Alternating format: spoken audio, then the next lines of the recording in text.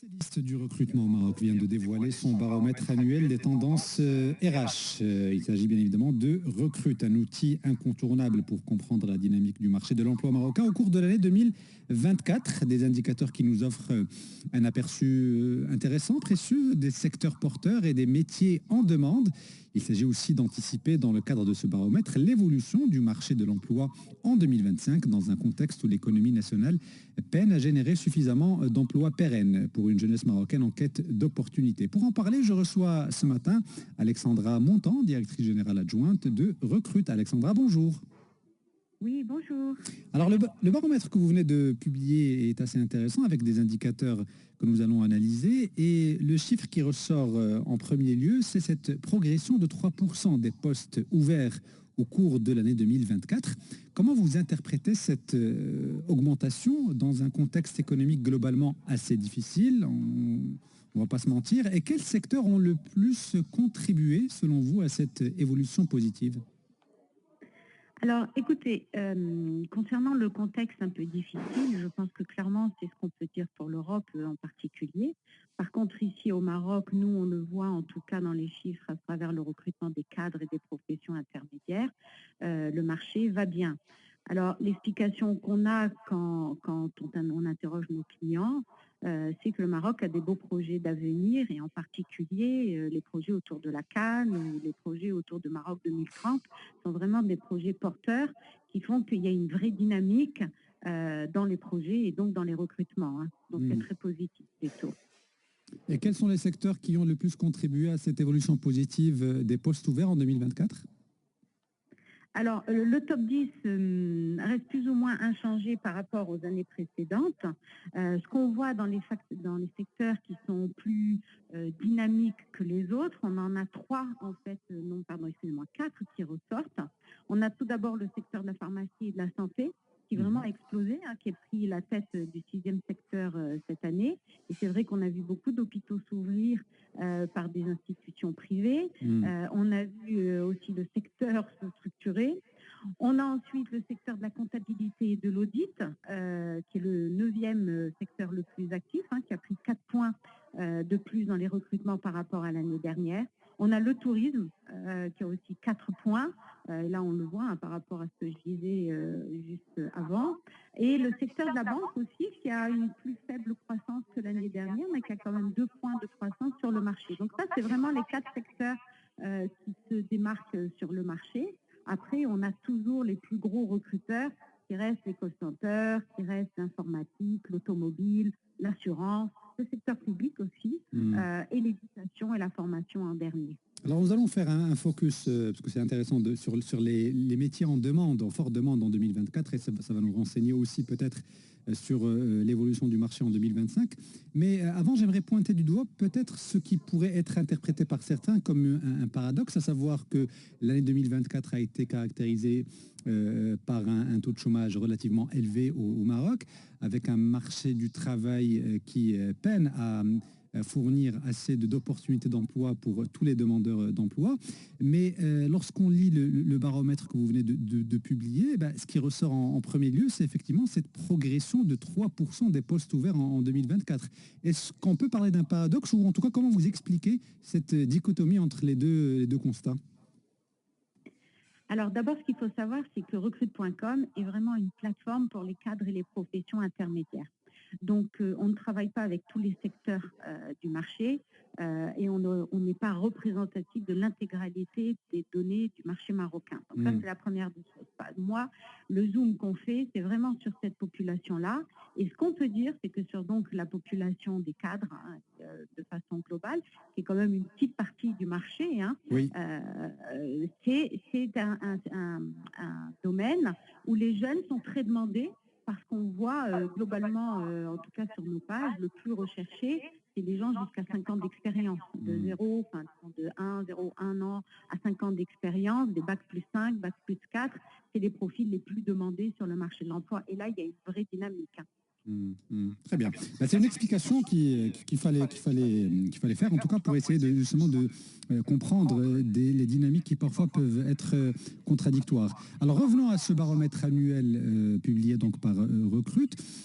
Le baromètre que vous venez de publier montre, là aussi c'est un constat ou une conclusion intéressante à analyser, un recul notable des métiers liés à l'informatique et en revanche une montée des fonctions en comptabilité, en audit et vous l'avez dit tout à l'heure dans le domaine de la santé.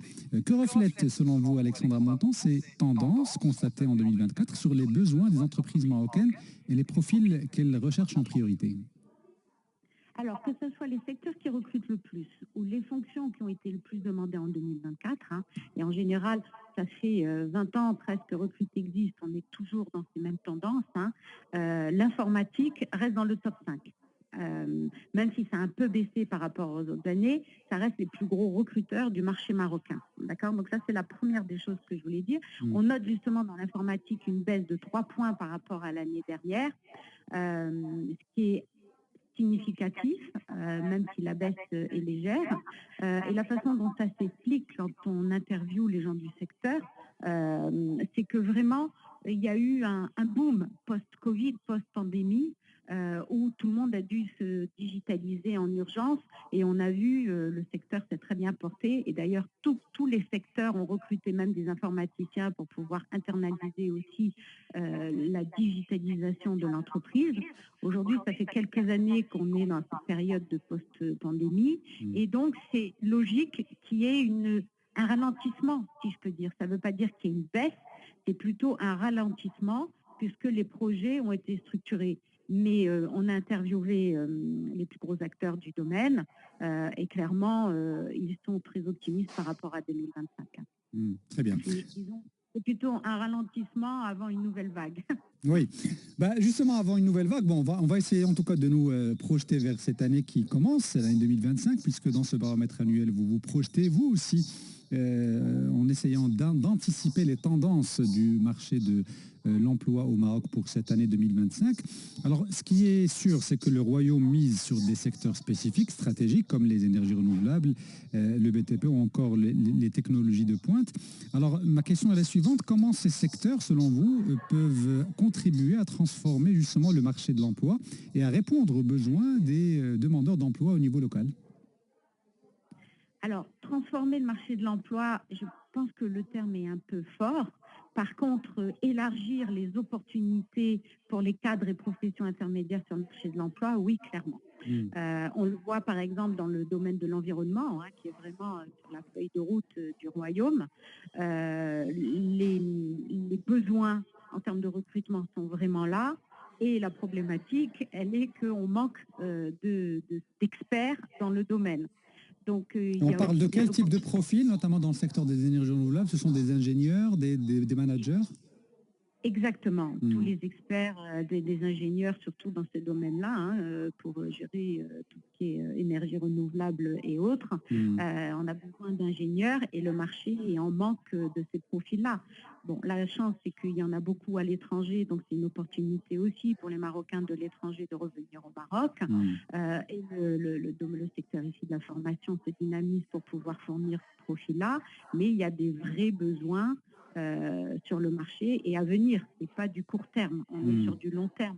Donc on voit par exemple les secteurs qui sont les plus porteurs en termes de recrutement, comme les centres d'appel, comme l'informatique et tout. Je pense que demain, ce secteur-là fera partie des top recruteurs sur cette population des cadres au Maroc. Très bien. Alors on va conclure avec une séquence conseil, en quelque sorte, aussi bien auprès des entreprises que des candidats potentiels. Quelle stratégie les entreprises, de votre point de vue, à travers votre expérience, devraient-elles adopter pour anticiper les besoins du marché justement en 2025? Et aussi, quels conseils vous pourriez donner aux candidats qui souhaitent se positionner en cette année 2025 dans certains métiers spécifiques? Alors, on l'a vu, hein, ça fait par rapport aux entreprises et à la façon dont on doit recruter, on l'a vu depuis le Covid, les façons de recruter ont vraiment changé. Aujourd'hui, on ne peut plus recruter exclusivement des compétences, on est obligé de recruter des personnalités. C'est-à-dire aujourd'hui, ce que l'entreprise recherche, c'est au-delà du CV.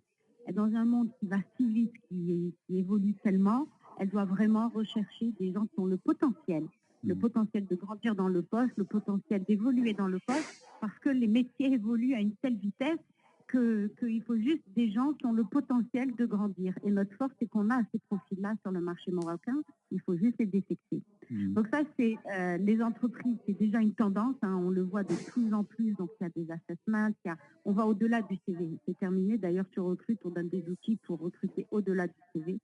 Et ça marche très fort parce que c'est la tendance. Donc aux candidats, ce que moi j'ai à dire, c'est d'enrichir vraiment, de s'auto-former en continu, parce que tout évolue très vite. Et on parlait par exemple des ingénieurs dans le domaine de l'environnement. Un ingénieur, il peut rapidement refaire une formation pour se spécialiser là-dedans. Oui. Pas forcément dans une école, il y a des choses en ligne qui sont très bien. Donc en fait, c'est aux collaborateurs d'être continuellement en auto-formation pour grandir, si jamais ils veulent grandir dans l'entreprise, parce que tout va très vite. Et l'entreprise investit pour former ses collaborateurs, mais il faut aussi que ce soit une démarche personnelle. Et ça, c'est les gens qu'on va rechercher dans les CV et c'est les informations qu'on va rechercher, c'est-à-dire cette personnalité-là de winner. Très bien. Écoutez, on va conclure sur cette dernière réflexion. Alexandra Monton, je rappelle que vous êtes directrice générale adjointe de Recrute qui vient de publier son baromètre annuel des tendances RH. Merci beaucoup Alexandra et je vous souhaite une bonne année 2025 et je vous dis à bientôt sur Atlantic Radio. Merci Adil, à bientôt, au revoir.